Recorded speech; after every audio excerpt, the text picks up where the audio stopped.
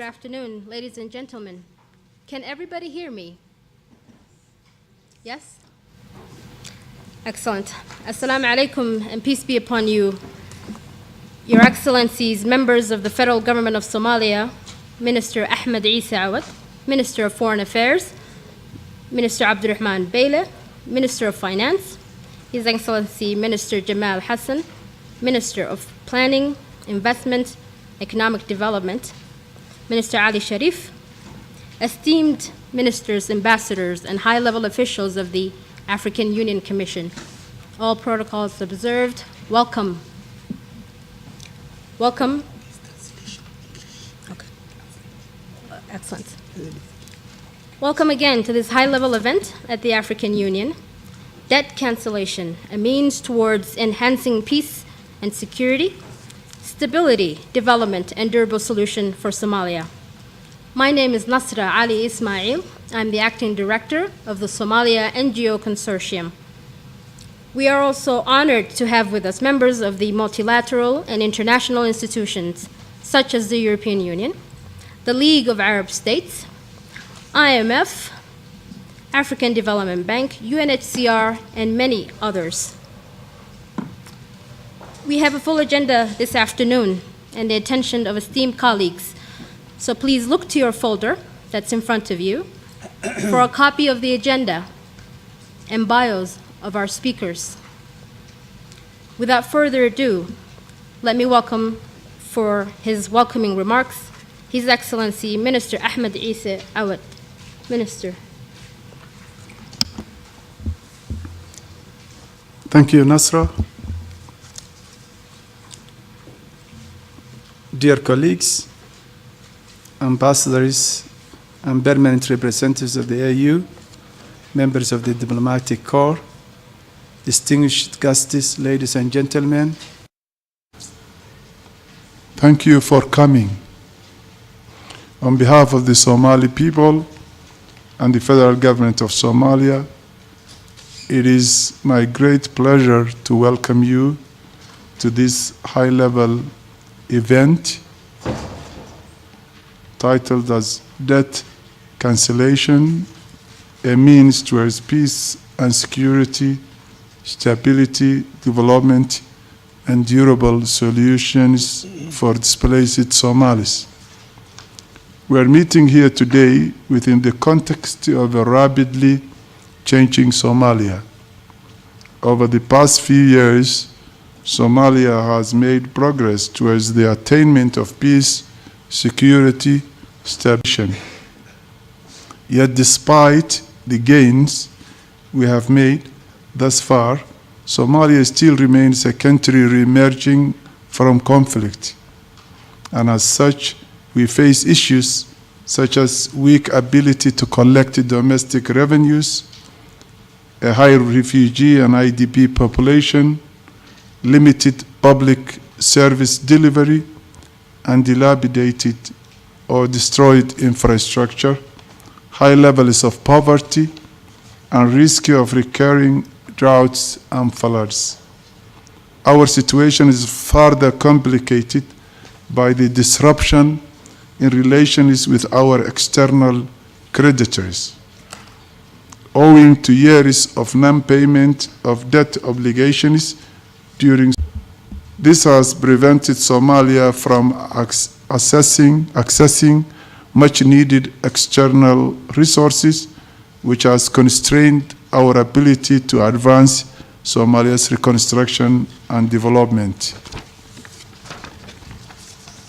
Ladies and gentlemen, to put Somalia on a path towards sustainable and inclusive development, we will require a swift resolution of Somalia's external debt problem, a task that can only be achieved if we together mobilize the political support to move Somalia's external creditors to expedite the debt relief process for full debt cancellation, resources for reconstruction and development, including for the provision of durable solutions for displaced Somalis, a task that cuts across the humanitarian development peace nexus.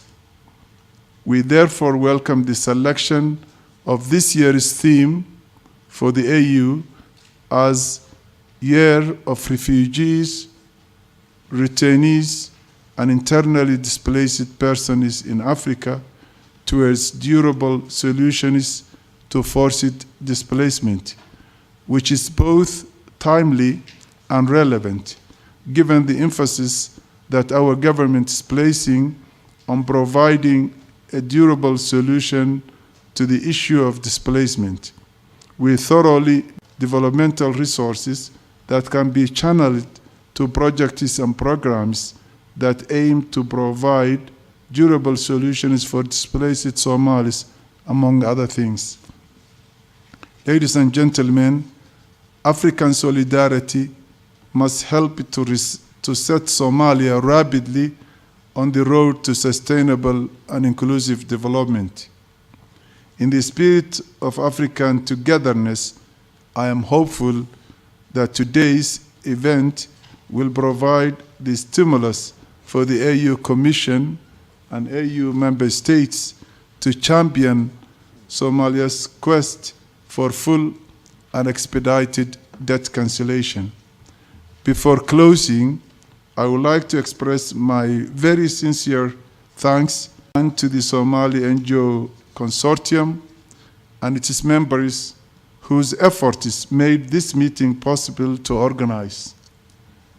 My profound appreciation also goes to all the distinguished guests that have taken time to attend this important event, which truly demonstrates international and Pan-African solidarity and support towards Somalia. With these remarks, it is my pleasure to declare this event officially open and to hand over to my distinguished colleague. Thank you.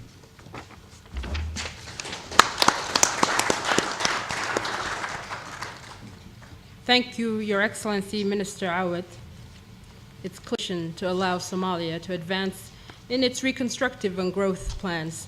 To that spirit, I welcome to make his remarks His Excellency Professor Victor Harrison, Commissioner for the Economic Affairs of the African Union Commission.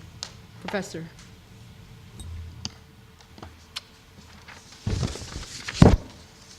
Honorable Minister of Foreign Affairs, Honorable Minister of Finance, Honorable Minister of Planning, Investment and Economic Development of Somalia, distinguished guests, ladies and gentlemen, good afternoon.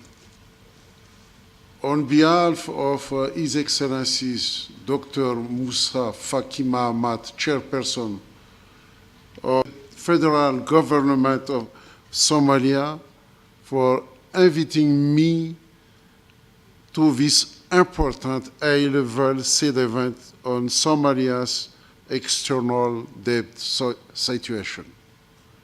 At a time when our continent is intensifying its effort to promote peace and security and achieve the goals of Agenda 2063, including silencing the guns, winning the future. It is essential that our thinking embrace all sources of insecurity and instability. As a means toward enhancing peace, security, stability, development, and durable solution for displaced Somalis is certainly one of the challenges. The state collapsed in 1991, and the armed conflict in Somalia have resulted in extreme poverty, acute food shortage, political instability, and economic in their development. Somalia continues to fight against the scourge and are commendable. Congratulations for the various achievements, including, among others, one, the peaceful presidential election of February 2017. Two, the establishment of a new federal parliament where women and young people are better represented. Three, the creation of several autonomous federal states. Fourth, the development of a FAIST, Somalia's National Development Plan. And fifth, the agreement to security. Efforts must be made from reliable statistical data to enable leaders and policymakers to define socio-economic policies in response to the country's priority needs. In order to support the initiatives for political stability and realize the aspiration of this economic development plan for the reconstruction of Somalia, it is essential to defeat threats. Indeed, terrorism and piracy continue and don't without investment. In addition, the fraud and insecurity have led to waves of displacement are increased numbers of Somali refugees. Inflation remains in the single digits at estimate 5.1% in last year, attributed to higher food prices following adverse conditions. In doing so, I encourage the federal government of Somalia to, one, develop a federal regulation agreed to all stakeholders for, two, strengthen the fight against corruption. Third, enlarge and diversify the economy base and manage risk related to natural disasters. Ladies and gentlemen, to achieve these goals and meet its challenges, Somalia has potential and key opportunities to be unlocked. The private sector had an impressive resilience in telecommunication, financial services, and construction. The Somali diaspora can also play a key role in rebuilding the country from investment they can bring. Having been a commercial center and given its strategic geographic location, Somalia has its place in the African economy. Based on the diversification of economy from the development of entrepreneurship, livestock, and services sector, as well as the revitalization of agriculture, agribusiness, and fishery industries, regional integration opens up opportunities for the country. As part of the creation of African continental free trade area, Somalia can produce to feed its population.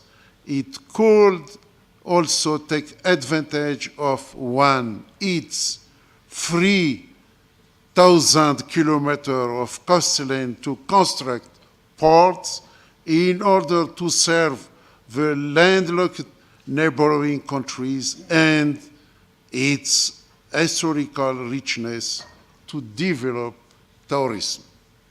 With a population of 50% young people investing in education and creating jobs to reduce migration, as well as developing infrastructure, especially to provide basic services are critical for the country.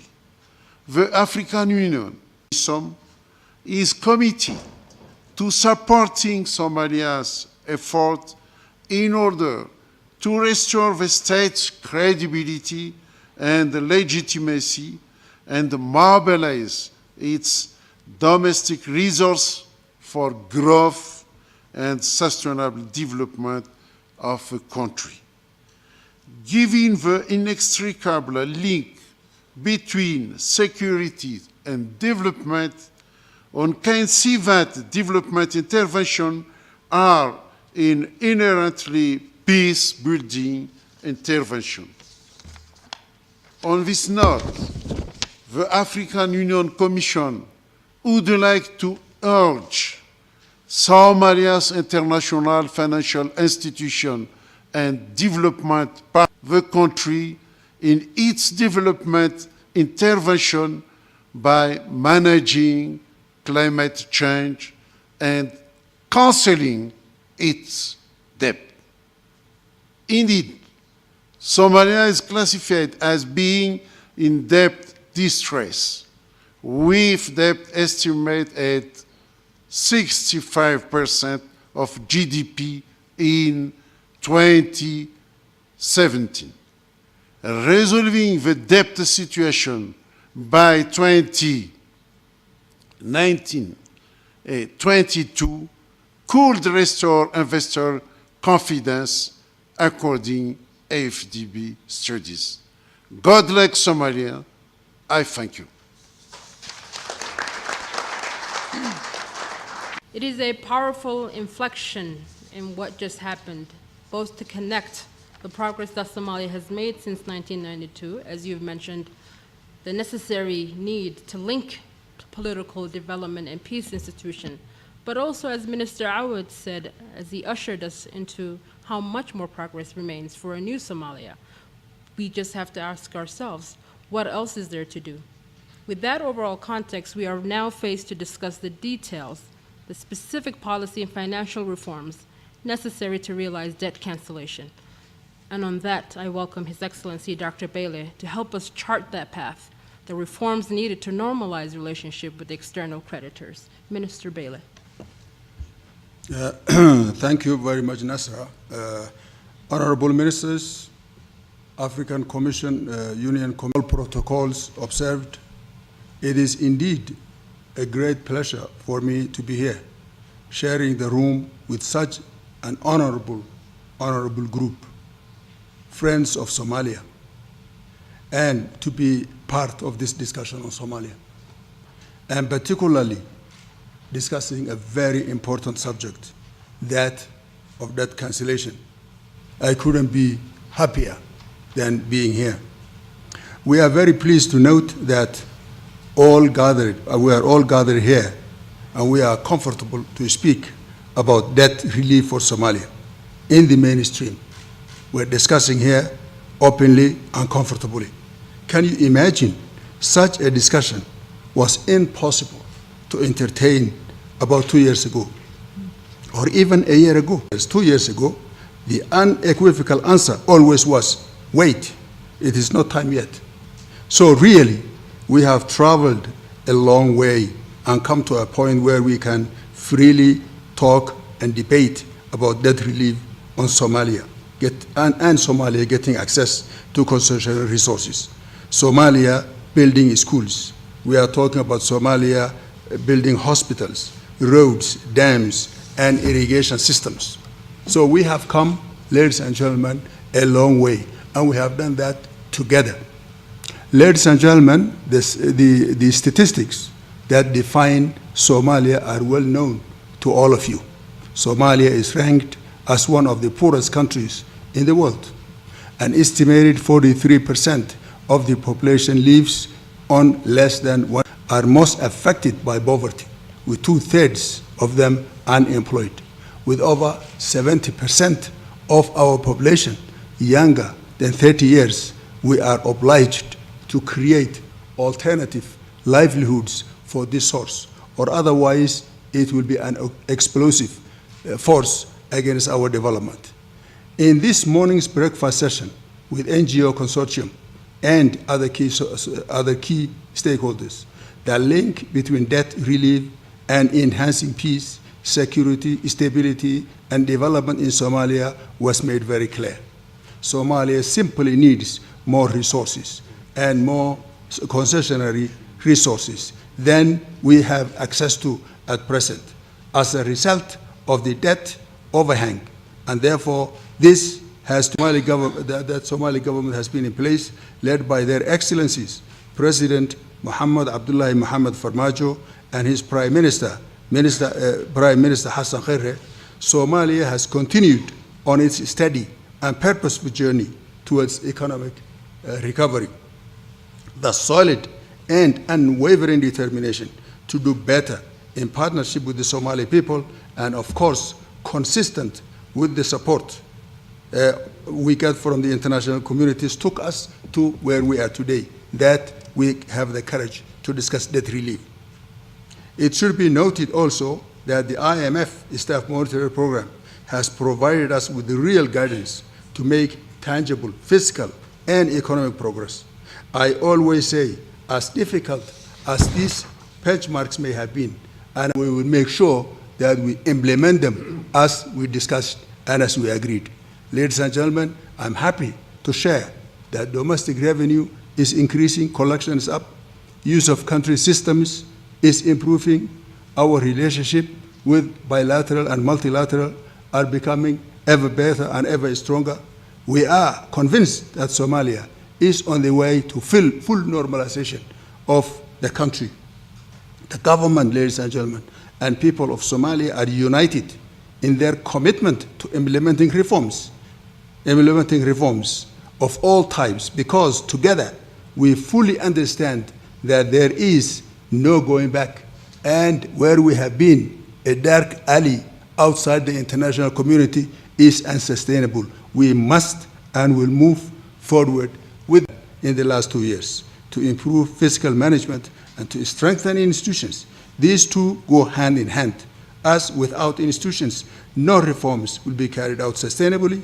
As we all know, we worked very hard to produce credible budgets, 2017, 2018, one budget, 2018, 2019, underpinned by more realistic revenue measures based on robust analysis and public consultation.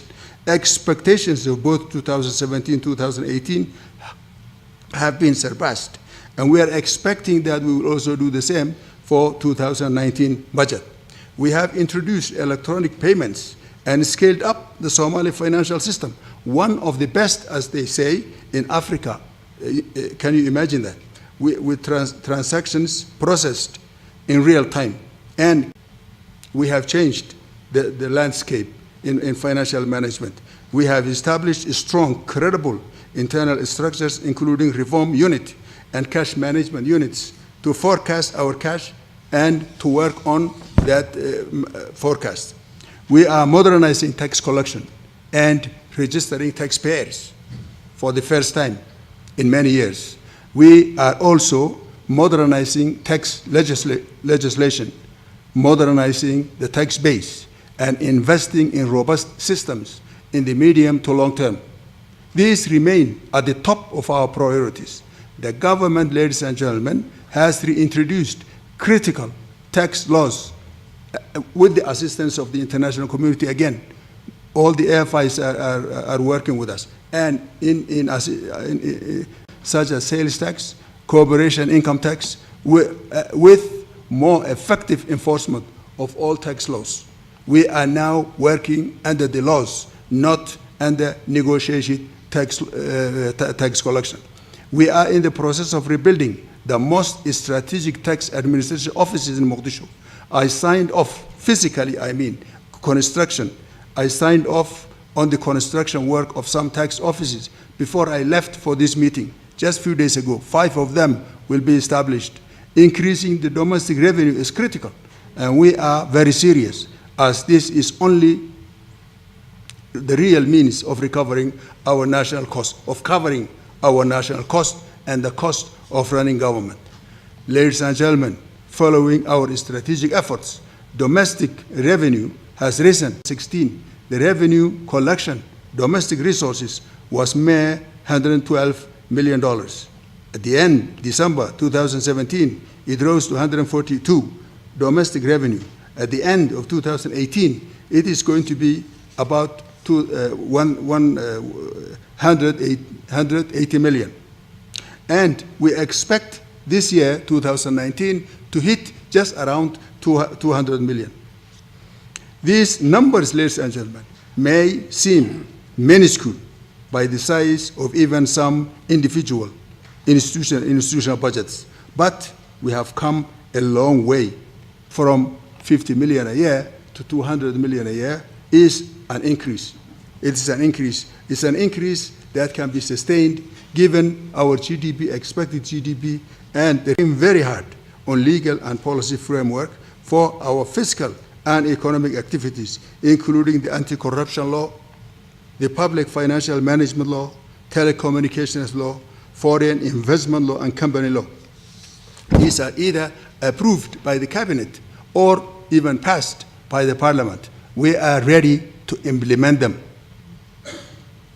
There is a consensus within the government to ensure effective implementation of all these laws, and we have committed to do that together with our taxpayers.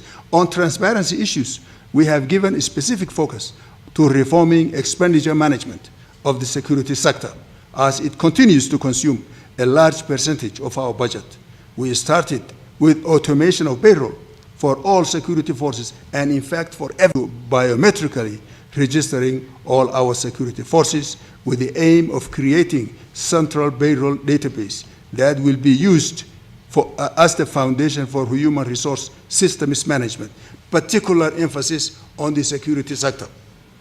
We are improving, ladies and gentlemen, our procurement systems and processes, which will ensure fairness and provide value for money for the Somali people and the international business people who are willing to participate in reconstructing the country.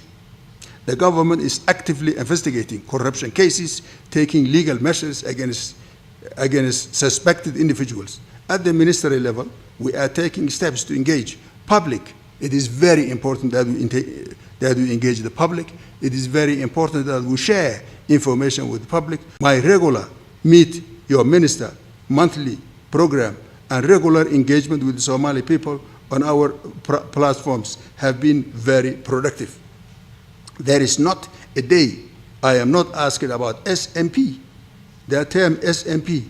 And in fact, many Somalis have personalized SMP as somebody who lives in Washington who is giving us difficulties.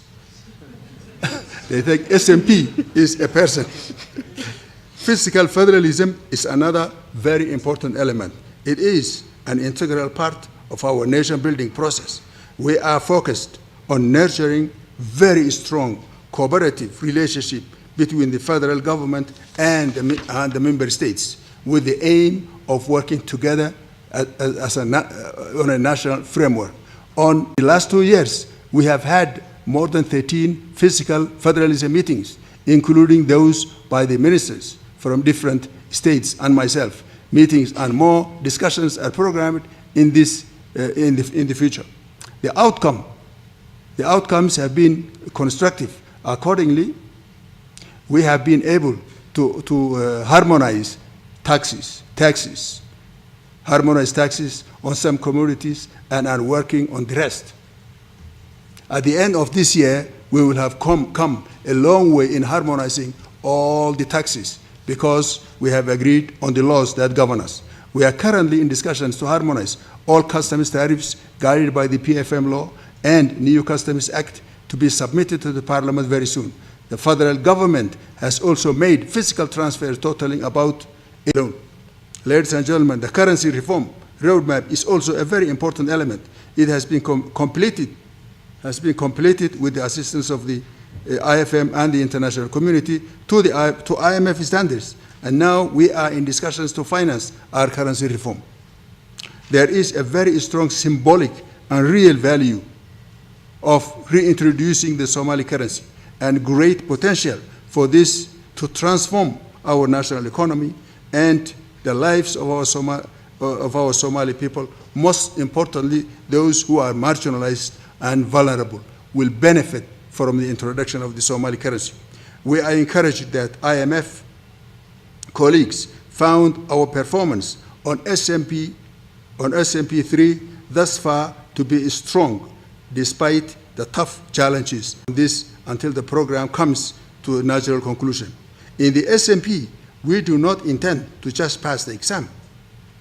Mr. Yusuf, we are ready to bypass it, surpass it, and we are also ready to use lessons learned to be able to continue using it. Challenges. Although we have some progress, there still remain some challenges. Everything, of course, is not rosy. Great challenges ahead that we must overcome to fill our national agenda and empower our people to achieve their potential. The peace, stability, progress, and prosperity of Somalia rests on our ability to deliver real development. We are not there yet, but we are working very hard, day and night, to get there. Education, anchors of new development, that we have to work together. After debt relief, of course, debt relief is not, or debt cancellation is not the end by itself. These are expensive tasks and will need additional concessional resources to achieve on any meaningful scale. Hence, achieving debt cancellation is a priority and must be done for Somalia. There simply is no other way of addressing the massive issues that are facing and challenges facing Somalia. The IMF SMB reform program in itself is a challenge, and we have learned more from the process to date. We see these challenges as opportunities because we are undertaking difficult reforms at a critical time in our development and the history of to all our people to participate in this transformation endeavor. Trust in government and its management is very important for us. We need to get the trust of our people to be able to help us move the country forward. We have to be also trusted by the international community. We are working very hard on these issues. Ladies and gentlemen, access to financing continues to be limited for both public and private sectors. It will be a great challenge for Somalia to meet its development goals and achieve real growth without access to concessionary resources of the type and magnitude that institutions such as the IDA and the IFC, African Development Bank, IDA, African Development Bank, and to access these resources, we recognize that debt relief and debt sustainability go hand in hand. We are very much aware of that. We are climbing a mountain in Somalia. We are climbing a mountain, and we are hopeful that we reach the summit very soon. This is our expectation. The summit for us is the decision point, where there is a major table, people are meeting to relieve the debt, to cancel the debt. In this table where cancellation is the only agenda. In Somalia, we say one finger cannot wash the face. And therefore, we are very happy that we are all here and we are all gathered here to discuss the debt for Somalia. Assistance program, nor the successive SMP were interrupted over the past 2 years and a half. And this has to add the credit of the authorities. We would like to stress that Somalia debt relief under the HIPIC initiative is a priority to the IMF, and every effort is being made to accelerate the process with existing benchmark. Successful implementation of this current third SMP will pave the way, as the minister has said also, for arrears clearance and IMF financing as well as debt relief. To conclude, we congratulate Somalia for marking important milestone in rebuilding the country's economic and normalizing relationship with international financial institutions. And I would like to assure you that the IMF will continue to support Somalia through technical assistance and policy advice, and every effort will continue to be made so that Somalia reach the debt relief as soon as possible. With that, I would like to thank you. But Nasra asked me to comment on what have been said earlier. I think, as you have seen, that Minister, all the reform, the milestone achieved by the authorities, and it's consistent with what I've said earlier. Our speeches match clearly. There is a clear consistency. To be honest with you, on behalf of the IMF, what I would like to say here to stress in this podium is to recommend the Somali authorities to keep the momentum of the reform they are making, never stop. And then this will help us enormously to make a case as we move forward towards what we call to graduate Somalia as upper credit tranche conditionality. This will definitely unlock, all the steps required under the HIPIC initiative. And I would like to thank you for this opportunity again. Thank you so much. Thank you so much, Yusuf Samaki. We are limited by time. I would like to thank this esteemed panel for laying the context and progress clearly for Somalia. You've made a compelling case for debt cancellation. So, with that, I will excuse and I will have His Excellencies Minister Awad and Minister Bele and Mr. Samak to take their seat below the stage. One more round of applause, please, for this panel.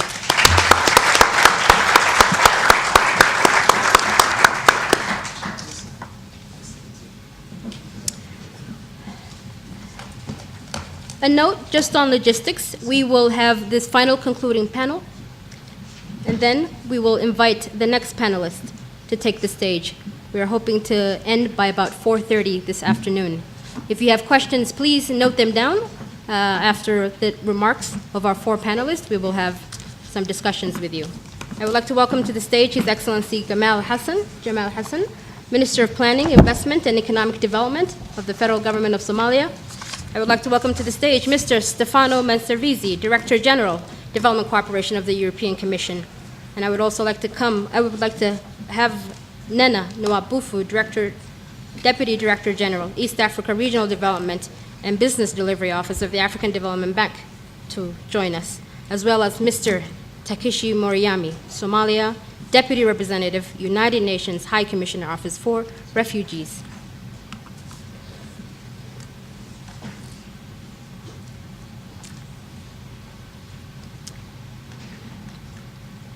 Just give a second for Mr. Takashi to join us. Excellent.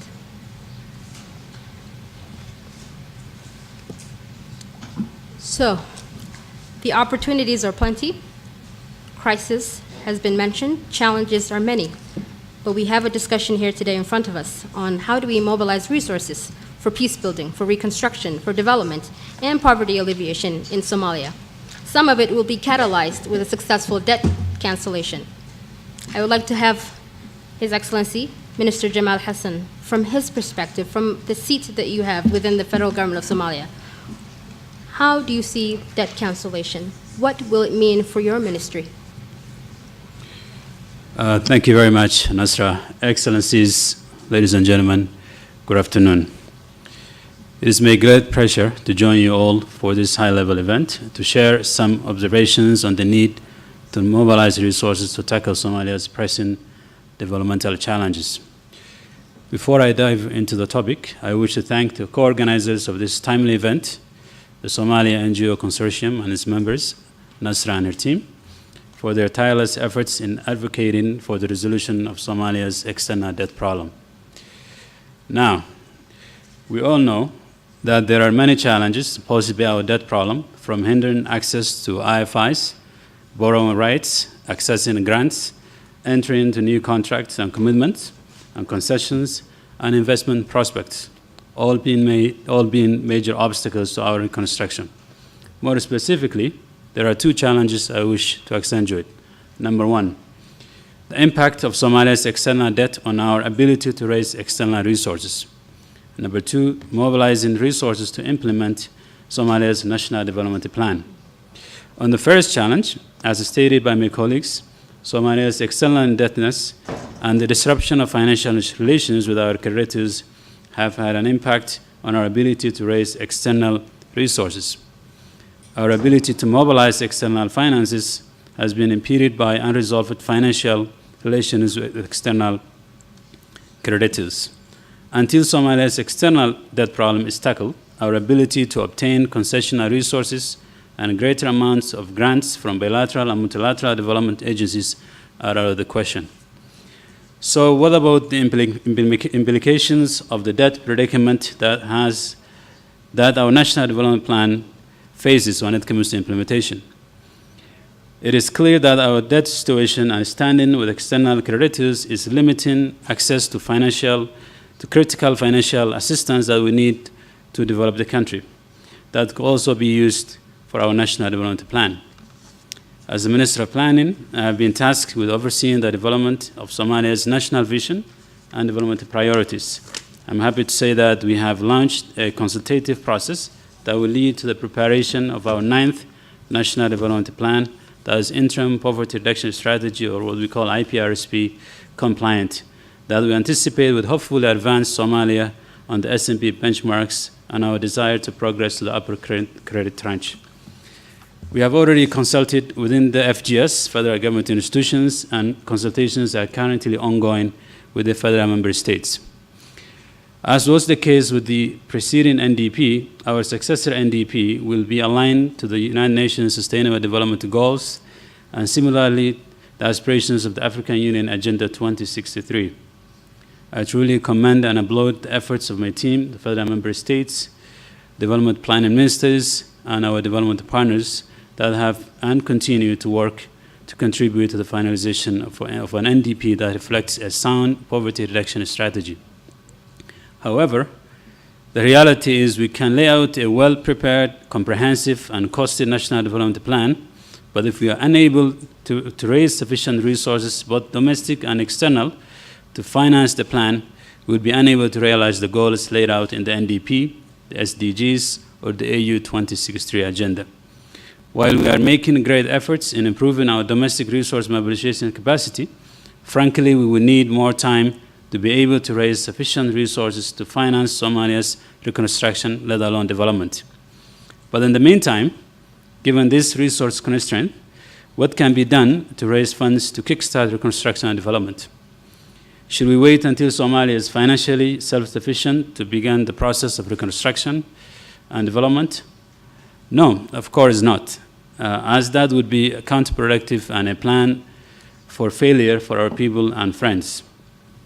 I truly believe that an empowered Somalia and Somali government with the requisite resource will be responsive to the needs of the citizens and engender a meaningful transformation towards lasting peace and development in the country.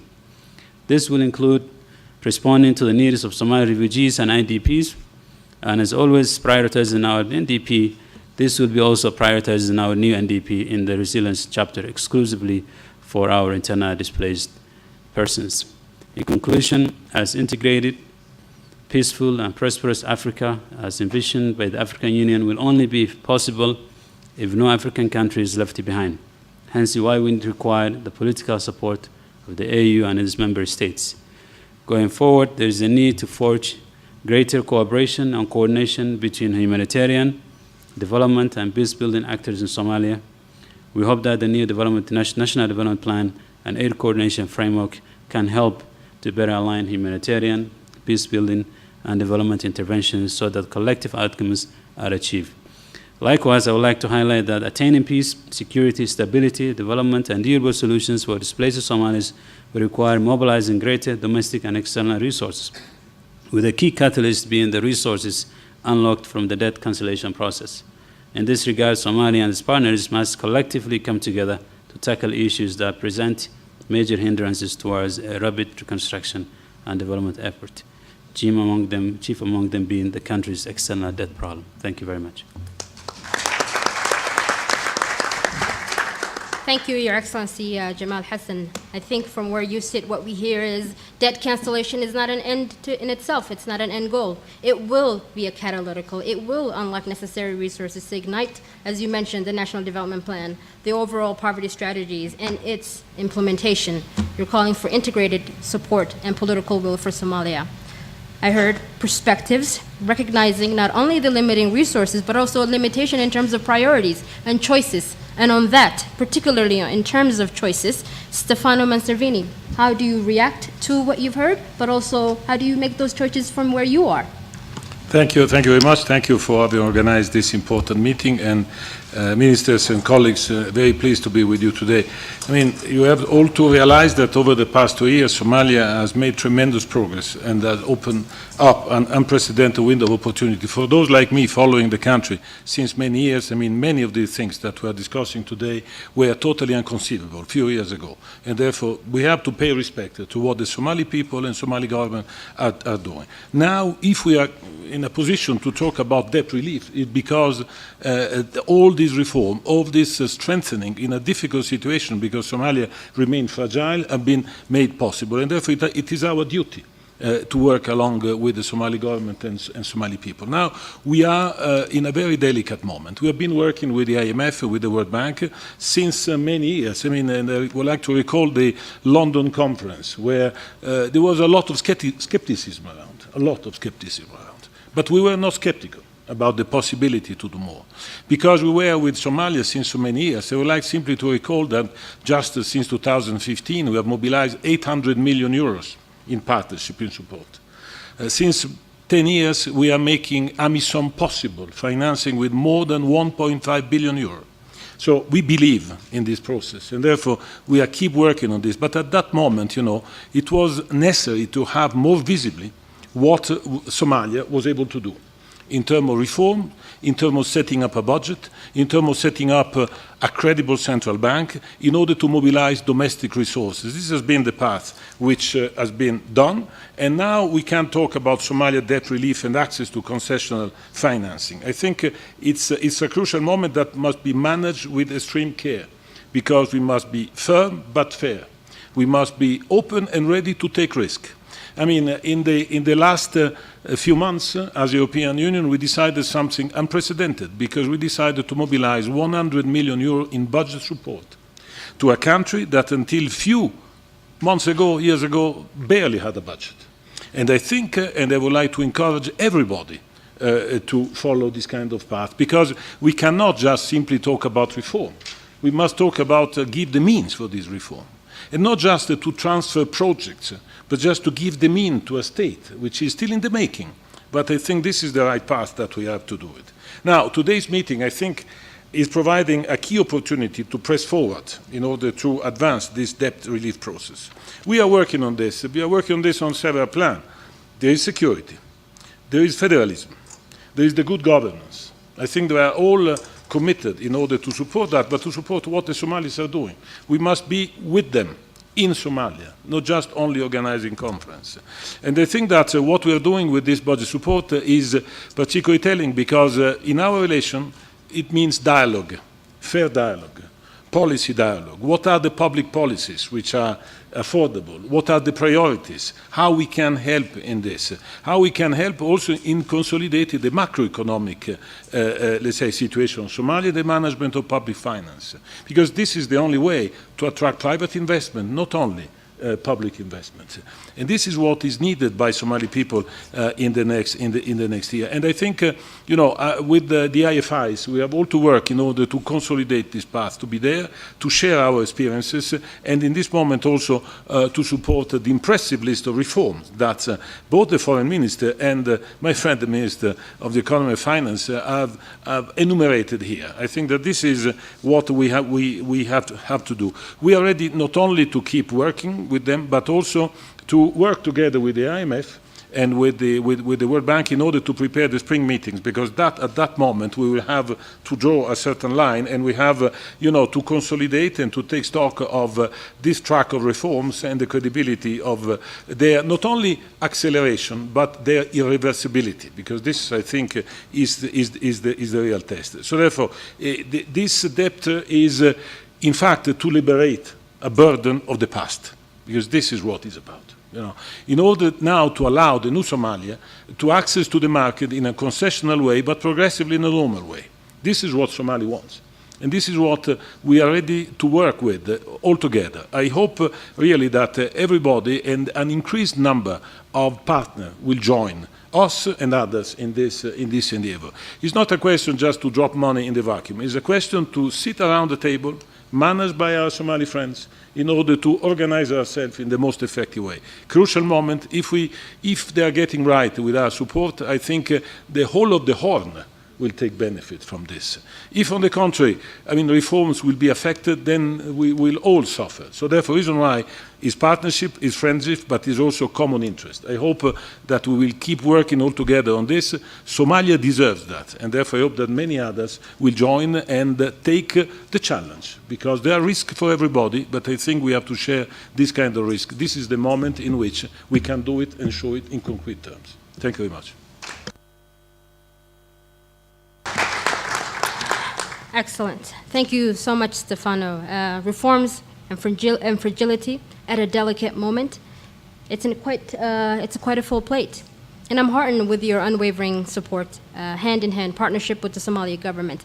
I have to say I'm surprised. I never really hear anyone say, let's be open to take risks. But I'm reminded again also by what a philosopher said at one point during a battle. Don't waste a good crisis.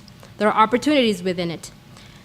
Nana, you're not new to Somalia, and you're keenly and intimately aware of the procedures and dialogues, many of them technical, needed to achieve the summit, as Dr. Bailey put it, in terms of debt cancellation.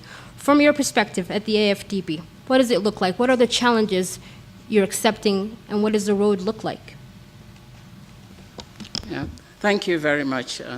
Your Excellencies, Ministers of the Federal Government of Somalia, ambassadors, AU commissioners, members of the diplomatic corps, colleagues, development partners, ladies and gentlemen, all protocol observed. I would like to thank the Ministry of Foreign Affairs of the Federal Government of Somalia and the Somalia NGO Consortium and the Debt Cancellation Working Group for hosting this important event, which we actually started discussing since 8 a.m. this morning. My intervention touches on a few points which I hope will stimulate debate around this important topic. Let us not forget that as we have been and continue to discuss this issue, there are real lives affected by the debt situation in Somalia. While acknowledging the justifications for debt cancellation and the emotions that go with it, we should not lose sight of the main objective around debt cancellation. That is to put Somalia on a footing where it can sustainably access much-needed external financing resources so as to enhance its capacity to deliver public services to its population. Expectations are high, and the temptation to rush over things is also high. This takes me to the key issues regarding resource mobilization, both for the pre-debt cancellation and post-debt cancellation phases. In doing so, I acknowledge the efforts that are currently underway by both bilateral and multilateral development partners, which of course includes the African Development Bank. Firstly, economic reality dictates that resources will always be scarce, even for the so-called rich countries. This certainly calls for the need to manage them efficiently, especially for not so rich countries. So there are trade-offs in making choices on use of resources. We must therefore acknowledge that this will be the reality even after debt cancellation. Making some hard choices will be required in balancing the cost of government actions against the overall objective of improving the welfare of the Somali population. Secondly, enhancing the capacity of Somalis to finance development from internal resources, both public and private, is very necessary and critical, as this gives opportunities for additional development funds, both pre and after debt cancellation. However, we are aware that this will raise issues of accountability and transparency, which we believe that the federal government of Somalia is seriously working on. Thirdly, there will be a need for all parties to sequence and understand actions that can lead to better outcomes once debt cancellation has been achieved. But this, of course, begs the usual question of the chicken and the egg, which one comes first? We are confident that with careful analysis, the dilemma on actions that must come first can be overcome by all the parties. Let me provide some detail, not in any order, given the intertwined nature of these issues. The first one, the binding nature of resource scarcity in Somalia has been amplified by Somalia's lack of access to external financing due to the arrears accumulation situation. Definitely, debt cancellation will weaken the constraining nature of debt overhang for the country. However, the challenge is, if debt cancellation were to be achieved today, what plans exist that will ensure the available resources are applied such that the country does not fall back into debt distress? This is the reason why institutions like the AFDB and other development partners have focused on capacity building. This would ensure that the country is prepared to be able to manage its resources efficiently and effectively. Building institutional capacity must be seen in that light, and insurance against a relapse into debt distress. Second, and more importantly, what vision is there for the country for peace building, reconstruction, development, and poverty alleviation? Somalia has to be rebuilt by Somalis. That foundation to rebuild was started under the New Deal Compact and presented opportunities for a paradigm shift in international policy rhetoric around Somali ownership and leadership. It brought to the fore the need to allow a more organic process of confronting the challenges faced by the Somalis rather than imposing an externally generated process. It has also allowed for confidence building to precede scaling up efforts. Finally, it allowed realignment of aid and donor practices to Somali objectives. The National Development Plan 2016 to 2019 was the first step in that direction, despite the challenges on that road. Third, as both the development partners and the Somali authorities have learned by doing, more realistic objectives and plans are emerging. This has taken away simplistic solutions that could have jeopardized the benefits of resource flows and slowed the transformation process even further. Worse still, donor fatigue could have crept in, as building resilience is a long and drawn-out process that is tedious. The staff-monitored program experience has revealed that beginning with baby steps should not be avoided, as it only enhances confidence to deal with more complex issues and policy environments. Fourth, as the peace-building process is advancing, financing from different sources is beginning to increase, although from a low base. Anecdotal evidence points to increasing private sector investments despite the undiversified sectoral distribution of such flows. Towards the end of last year, I recall that the IFC organized a meeting of development partners so that we can begin to see how we can work together to support the private sector development in Somalia. And recently, last month, two of my colleagues were in Mogadishu to participate in the Finnish Somali Partnership Forum in seeking how to support the private sector development as one of the areas that we can channel additional resources for building up Somalia. Fifth, acknowledging that grant financing remains dominant in Somalia, the foundations for mobilizing greater amounts from domestic sources should be enhanced. In particular, the ongoing process of formalizing the Somali economy lays the ground to increasing domestic revenue mobilization. Also, as the political landscape of the federal government of Somalia increases, there are great opportunities to lessen the current binding constraint on financing for development. Currently, domestic resource mobilization is below 3% of GDP, thus presenting huge potential for financing. This potential, coupled with the current average of 1.4 billion in annual remittance inflows into the country, provide other great opportunities for hastening the reconstruction and development process.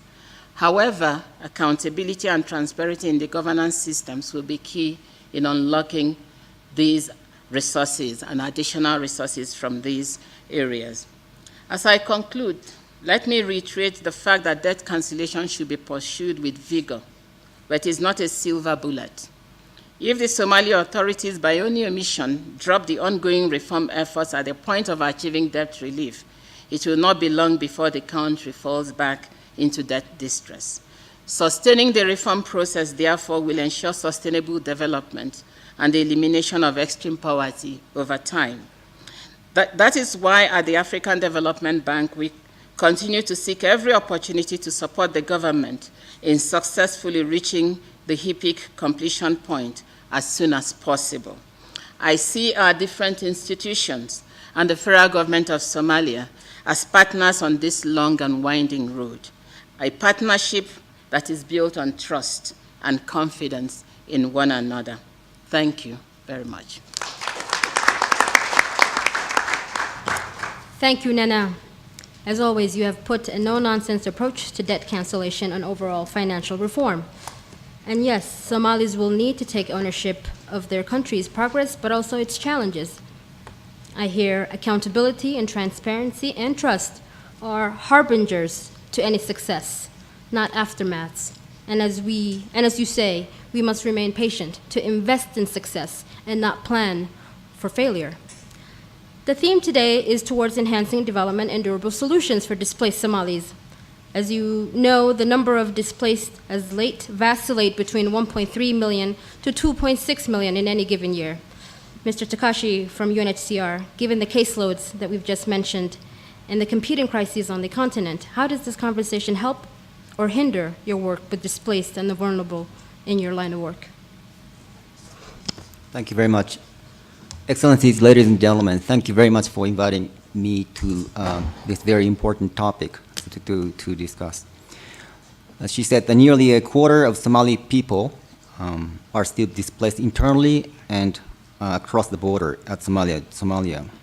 Durable solutions for the protracted displacement is one of the major issues which needs to be an urgent attention. I would also like to note that Somalia is also generously hosting over 30,000 refugees and asylum seekers. As a mandated UN refugee agency, as reiterated by Minister Jamal, I would like to echo the importance of resource mobilization, including human resources as well as financial resources. Among all basic needs, access to education, including vocational training, is of paramount importance. In the recent past, Somalia also received over 120,000 former Somali refugees who returned through UNHCR voluntary repatriation program. UNHCR is working to ensure robust linkages between the National Development Plan and the Nairobi Declaration, and recently endorsed Global Compact, CRF, Comprehensive Refugee Response Framework, to address root causes of displacement and poverty. It is based on this whole of society approach of the CRF and one of the tenets of the SDG, no one left behind. As much as challenges faced during the implementation of humanitarian actions, there have been various achievements and successes. Above all, famine, as one of the panelist members mentioned, famine has been averted with the concerted efforts made by all partners led by the government of Somalia. We need to note, however, 1.5 million people may face still IPC 3, which is the crisis level, through June 2019, according to FSNAU's post-DIRA seasonal assessment report. And over $1 billion still are needed through 2019 HRP. We need to make efforts to build resilience even when the emergency response is required. As one of the returnee assistants, UNHCR provides education support for 1 year academic year in order to ensure that the returnee children continue to have an education upon return. With lack of education facilities to absorb the students and limited livelihood opportunities at the area of return, however, we continue to provide the education support after the initial 1 year intervention. Ladies and gentlemen, refugees, displaced, and marginalized people need to be included and empowered to contribute to the society. Those who remain vulnerable need to be able to expand coping mechanisms, thereby reducing protection risks. Cash intervention is one way to promote such resilience. UNHCR is enhancing cash intervention in Somalia. The cash volume provided in Somalia has been one of the highest in Africa. Last week, I was in Galkayo, where the government has allocated land to permanent settlement of 1,000 displaced people upon relocation from the IDP settlements. UNHCR, in partnership with our sister agencies, are working on the new land, such as construction of shelters and provision of potable water. What is remarkable is that local community has been volunteering to teach children in the new land. The community will be engaging in improvement of access road to the Galkayo town with business startup support. Somalia's private sector is one of the country's most vulnerable assets. Important is to build resilience and further entrepreneurial skills already existing in the country with a view to supporting peaceful coexistence in Somalia. Ladies and gentlemen, inclusion rather than marginalization is the key, as everyone has the stake at the peace and stability. We look forward to working for further progress under the leadership of the government of Somalia. Thank you. Thank you, Mr. Moriyama. And thank you to all the panelists for their interventions. I apologize in advance. We are running out of time, but we want to make sure all of you have a chance to raise some questions. I would like to humbly request the panelists to remain on stage as we open up for Q&A. We have about 5 minutes for Q&A. I would appreciate if we can first give the floor to our distinguished colleagues sitting on the front rows. Please start with your name and your question. Forgive me if I cut you off if it's a comment, but we want to make sure everyone has a chance to speak. So let's open up for Q&A, and then we'll conclude. Yes. Thank you very much. I'm very pleased. My question here, and please ignore my ignorance concerning the debt cancellation. Should we start with the countries, or should we start with international institutions? I can see the World Bank and the IMF. Should we start with these institutions first, or should we start with the countries first? Thank you.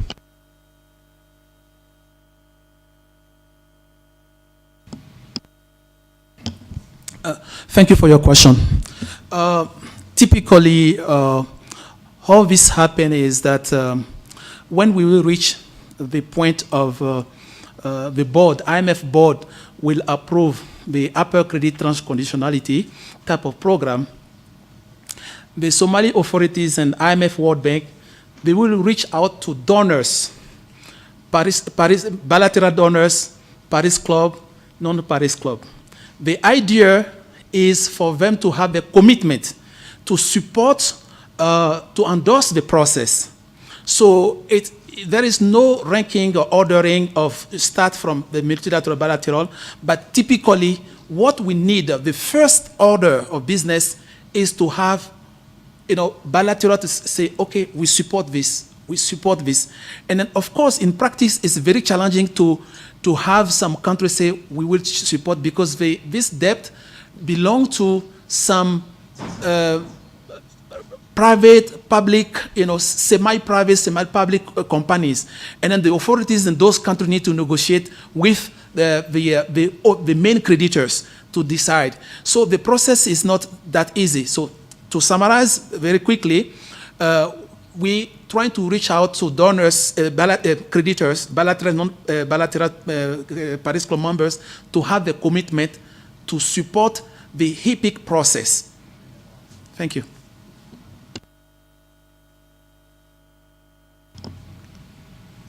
Excellent. Anyone else? Yes.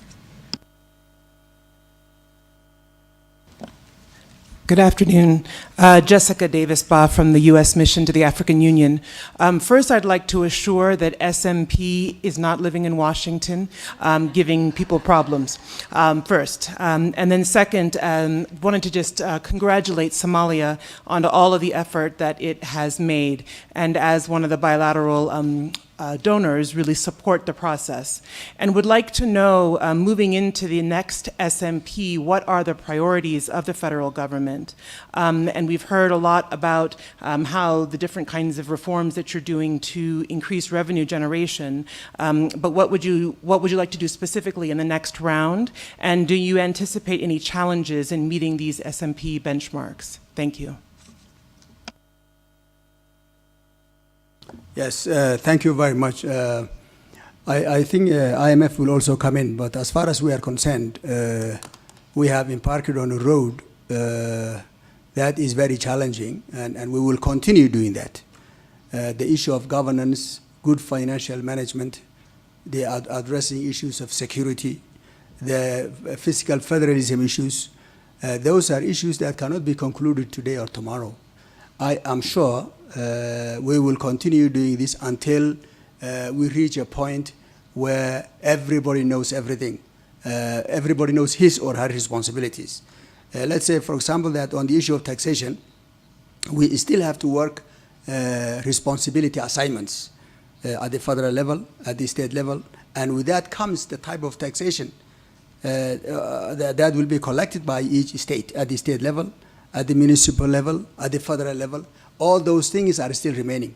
The issue of resource sharing, we are talking about oil and gas, natural resources. We are talking about fisheries, huge fisheries possibilities. All those things have been discussed, but there are still a lot of things to be done. The nitty-gritty still has to be worked out. So I would say that there may not be some new benchmarks, but continuation of the same thing and heightening those responsibilities even further. These are the things that I think will be part of the UCT and beyond. Thank you.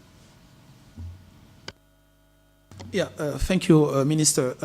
With your permission, I would like to add a few words, because typically your question refers to the next SMP coming up. So yes, we cannot anticipate what will be the the foundation of the next SMP. I'm sorry, the detail on SMP, but I can outline some foundation of the next SMP. Just to let you know, hopefully, if everything goes well, this coming April, end of April, early May, we will come here, meet the Somali, again here in Addis actually, to meet the Somali authorities and then negotiate the new SMP. So during this, it will be a negotiation. You know, this is what we think good for you. No, we can meet that. Yes, we cannot meet. So it's hard for all of us to commit in anything right now because we haven't decided. However, all I can tell you, because there are some minimum benchmark required under the UCT. So I can tell you clearly the next SMP will continue to cover fiscal reform and policy, monetary and financial reform and policy, and some issues on governance in general. And then the aim will be to continue to improve capacity, as the minister said. It's the same continuation of what we have been doing, but continue to strengthen the institution, and then provide the necessary policy instrument of fiscal and financial, and then continue to improve capacity. So the three objective we will continue to aim at: capacity building, improving institution, and then provide the necessary policy instrument. So by the end, early in May, we will have a clear idea of how the next SMP will be with the authorities' commitment. Thank you. We have time for 2 more questions. Apologies, I can't see you. Yes, Apollos.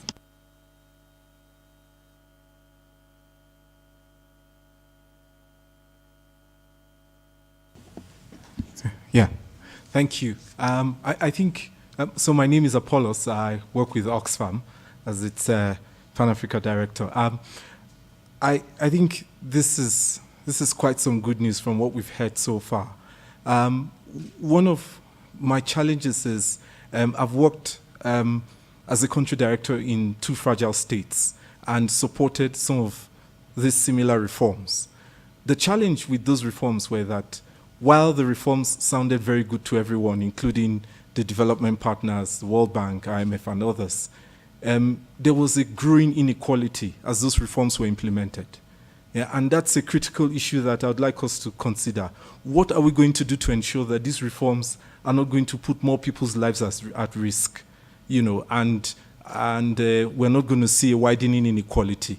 Because, from our analysis, Africa's debt is rising at an alarming rate, and Somalia is not left out of it. In fact, what we now know is that a lot of countries are spending more than 40% of their income in debt servicing, leaving very little amounts left for public services.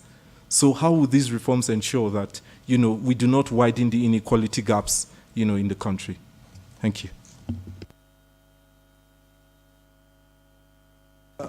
From where I sit, I think that we have to work on the PRSP, the IPRSP, and that has to be our guide. The fact that debt is cancelled does not mean that you immediately go to the market and amass more debt. I think we have to be very responsible and very reasonable, and it depends on the country in terms of getting loans. In fact, I don't have in my mind getting any loans for the next few years, many years in fact. I think Somalia, from what we can see, the factors that we can see, the income per capita, the employment, the poverty levels, when you look at all these things, I think Somalia will get access to a lot of concessional resources first. And then that has to be distributed in a manner that is equitable, like you said, and we will have to be guided by the PRSP, IPRSP, and other rules and regulations. So that's what I wanted. That's what I wanted to say. I think the issue of loan and the issue of thinking that the debt is moved so you get access to another loan. I know some countries that have not gone through that route, and Somalia will be one of them. We have to be responsible and very reasonable, and you cannot get out of a debt and then get into another one immediately. We have to have the capacity to calculate what we are getting into, and be able to finance our activities from our own income, as income rises by the public. Thank you. Excellent. Just, Minister Jamal. Just to add to what Dr. Bailey said, the point is that today there are debt issues and there is still inequality. So if we say because the inequality will grow, we will not do what we ought to do, then we will be cutting off our noses to spite our faces, and we don't want to go down that route. As development partners, we are aware of what has happened, the experience of other countries in this case of inequality and the gaps that come with it. And that is why we tend to talk about growth that is inclusive. That's why we also have make sure that when we run programs, when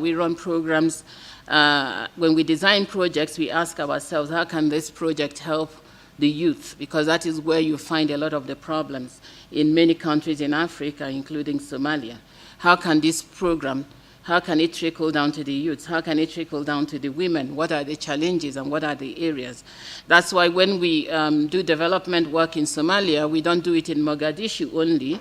We don't just support the Ministry of Finance. We build, we go to rural Somalia and we make sure that they have water for their cattle and they have water to cook, and that the women have access to these basic water and sanitation facilities.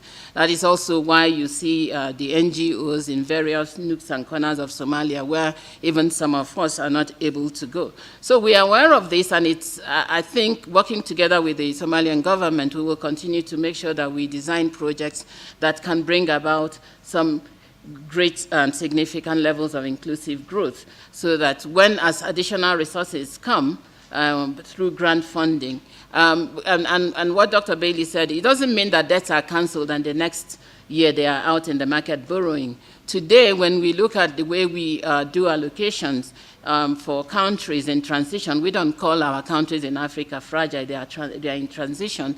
You find that the allocation that countries like Somalia get, they don't have access to the full allocation a lot of times just simply because they are in arrears. So that alone, if their debts are cancelled and they're no longer in arrears, that alone means that that grant allocation that they get, that they are, they are going to have access to the full funding. And some of the amounts we talk about today seem very small for some of the countries, but it's something big when you are, working in a country like Somalia. It can do so much more. So we definitely, we just want to assure you that we are aware of this, and we are working with the government to make sure that we don't repeat the mistakes that other countries made. Thank you. Excellent. Thank you. Allow me to have Minister Jamal provide an answer, a last response to this question before Simon comes up for closing. Thank you, Nasser. I just want to add what Minister Bailey and then just mentioned. While we are working on the IPRSP, the Interim Poverty Reduction Strategy, we also have in place the Recovery and Resiliency Framework, which covers the needs of the most vulnerable groups in the society. Make sure these inequalities that exist everywhere, actually, not only in Somalia, but as we know, many places, are addressed while we are working, making sure we meet all these benchmarks that IMF and our partners require. So it's going hand in hand. We are addressing the inequalities and challenges. We also make sure we meet all the benchmarks that we have to meet. Thank you. Excellent. Round of applause for everyone. Forgive me for closing the Q&A. As Simon comes up, I just want to say thank you to this panelist, to the honorable guest. It's an honest discussion, an opportune moment for reorientation for Somalia, its people, but also its partners. We may not have all the answers, but we have identified together, I believe, astute questions and a roadmap that requires trust, cooperation, and collective action. Thank you to the panelists, and I welcome Simon Nyambongeni, member of the Somalia NGO Consortium Steering Committee and the country director of World Vision, to the stage for the closing remarks.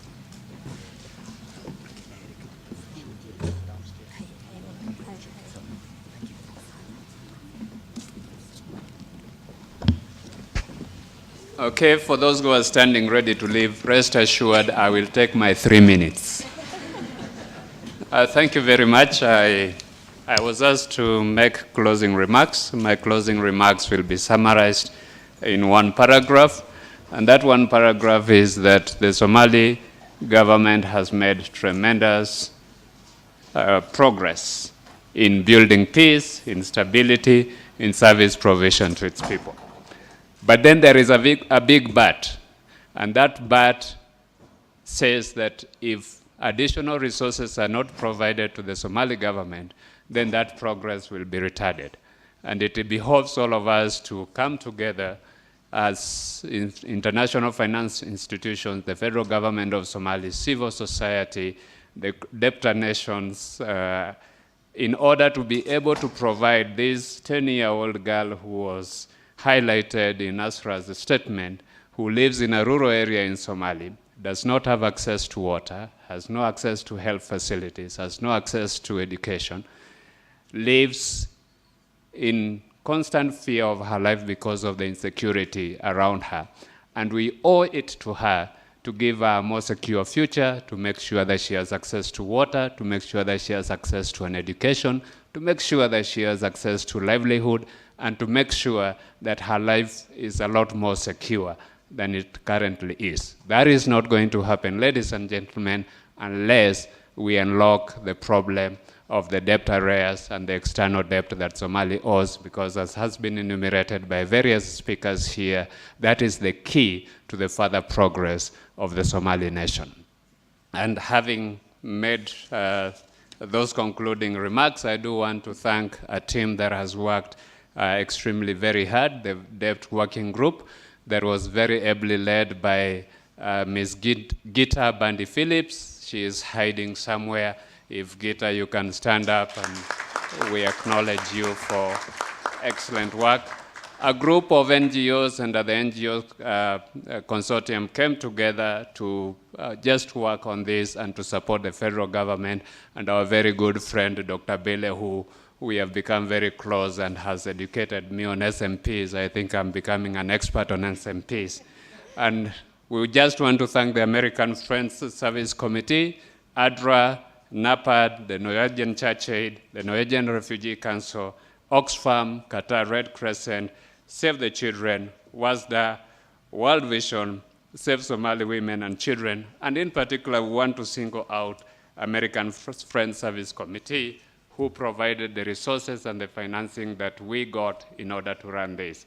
And so we want to thank all of you very much, and we want to just call on your commitment to continue to support the debt cancellation effort, because it is important to unlocking the resources that Somalia needs. Thank you very much. My 3 minutes are over. There are refreshments served outside, so if you want to hang around, please stay. Thank you.